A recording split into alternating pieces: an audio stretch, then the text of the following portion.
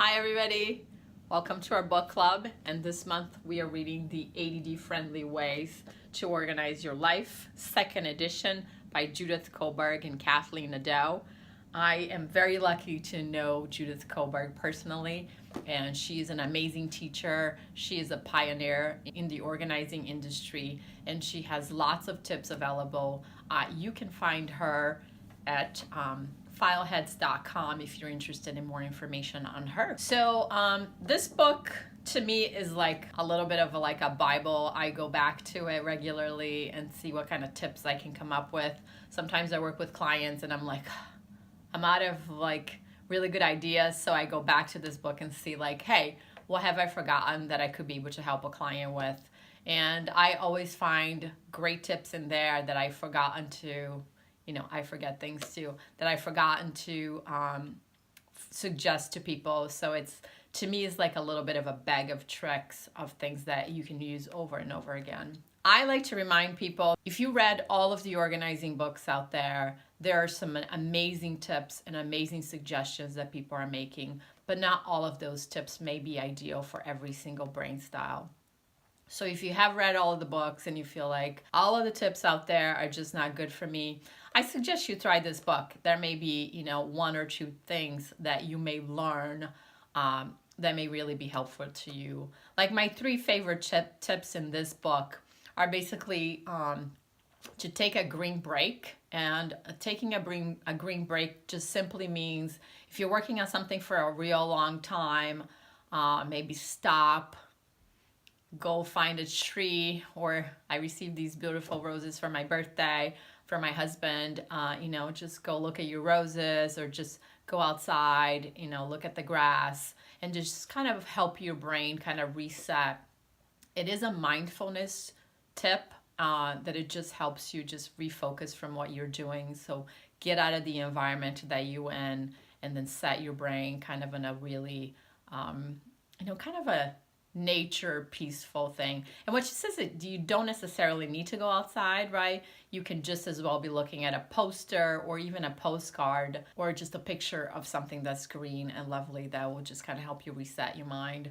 I love her stubby list tips, which means we all have super long lists of things to do, and instead of struggling to figure out how are you going to manage this very lengthy list, just pick three things that you think these are my top 3 items that I have to get accomplished today, or the most important things I have to do today, or these are the 3 things I want to start with, and then put those on a sticky note so they're an easy reminder of what you're supposed to be working on. And as you cross those things off your sticky list, throw those away and then create a new one, and then you can keep accomplishing things from your to-do list.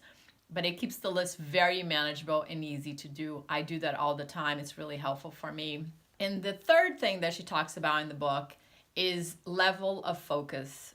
So it's very easy to start working on something or start working on research, and before you know it, hours have passed and you have gotten nowhere just because you have hyper focus, or you only have an hour or 2 to work on a project and it's 8 hours later and you're still working on that same project.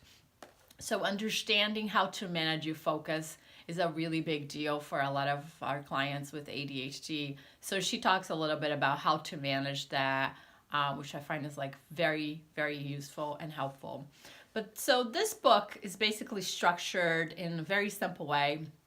And they focus on a few topics like time management, forgetfulness, distractibility, hyperfocus, and attentiveness. And every section of the book is also subdivided into 3 parts. It talks about strategies, it talks about support, and it talks about structure. So the strategies are basically the how-to, right? Let's say you want to create a schedule. So how to create a good schedule would be in your strategies. And then you have support and you have structure. And to us, those 2 things are basically the foundation of how you're going to make your strategies work. Because if you can have all of the strategies in the world, but if you don't have structure and support around your strategy, it's probably not going to succeed. Funny enough, I just met with a client a couple of weeks ago to help their family with some strategies around there's one family member that does not have ADHD, and all of the other family members do have ADHD. And the one member that doesn't have ADHD was feeling very frustrated with the fact that nobody in the family was contributing to her systems. And so she wanted me to give her strategies to help her family be on board with her strategies. Well, needless to say, I had to give her the bad news that your strategies, one, are not created to support all of the family members that have ADHD. They were really complicated. Her expectations were well above and beyond what you should expect all of the people with ADHD in your family to maintain.